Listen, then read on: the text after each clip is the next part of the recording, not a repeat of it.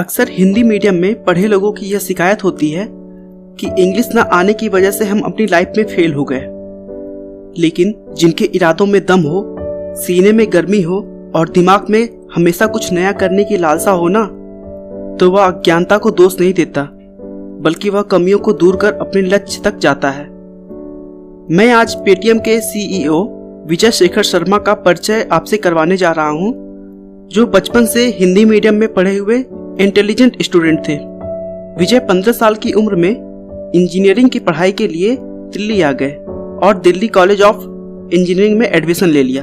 चूंकि विजय स्कूल के दिनों में क्लास के पहली बेंच पर बैठते थे, इसलिए इंजीनियरिंग कॉलेज में भी पहली बेंच पर बैठने लगे।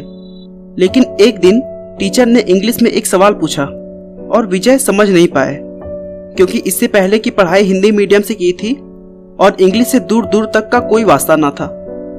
उस दिन विजय को काफी शर्मिंदगी महसूस हुई और क्लासमेट ने भी उनका बहुत मजाक उड़ाया।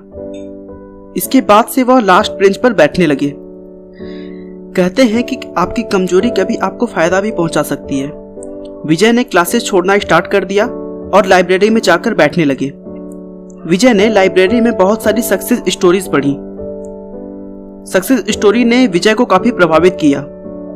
स्टोरीज ने विजय की इंग्लिश को तो अच्छी कर ही दी और साथ ही साथ उनके सोच को भी बदल दिया। यही कारण है कि विजय ने खुद का बॉस बनने की सोच ली।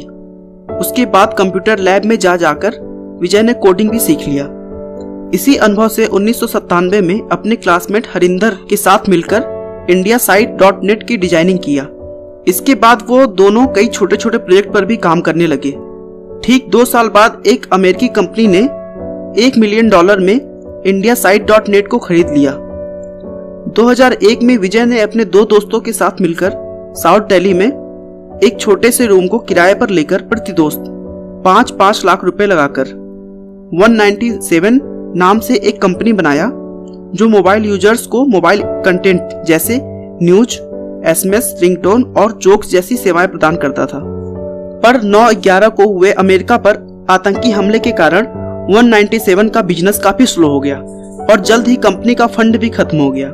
इससे निराश पार्टनर भी भाग खड़े हुए। 2 सालों तक यही स्थिति बरकरार रही।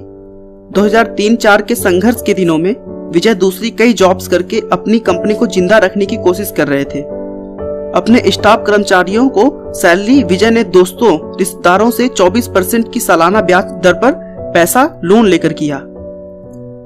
2004 में विजय की डूबती नैया को पीयूष अग्रवाल का सहारा मिला। उन्होंने विजय की कंपनी में 8 लाख रुपए का इन्वेस्टमेंट किया और 40% शेयर खरीदे। कैश फ्लो में सुधार होने के बाद कंपनी प्रोग्रेस की पटरी पर उतरने लगी।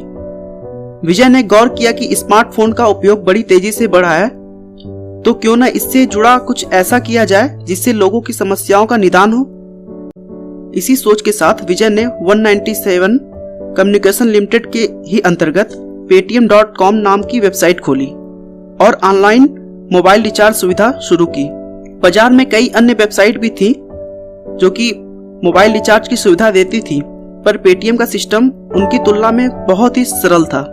पेटीएम का बिजनेस बढ़ा तो विजय ने paytm.com में online wallet, mobile recharge, bill payment, money transfer और शॉपिंग जैसे कई फीचर भी जोड़ दिए। विजय को उनके प्रयासों और संघर्षों का फल मिला और आज पेटीएम भारत का सबसे बड़ा मोबाइल पेमेंट और ई-कॉमर्स प्लेटफॉर्म बन चुका है। भीड़ हमेशा उस रास्ते पर चलती है जो रास्ता आसान लगता है, लेकिन इसका मतलब यह नहीं कि भीड़ हमेशा सही रास्ते पर चलती है। अपने रास्ते खुद चुनिए, क्योंकि आपको आपसे बेहतर कोई नहीं जानता। अपना कीमती समय देने के लिए बहुत बहुत धन्यवाद। हमारे चैनल को सब्सक्राइब कर लें ताकि आप हमारे आने वाले वीडियो से जुड़े रह सकें। आपको यह मोटिवेशनल कहानी कैसी लगी, हमें कमेंट करके जरूर बताएं। धन्यवाद।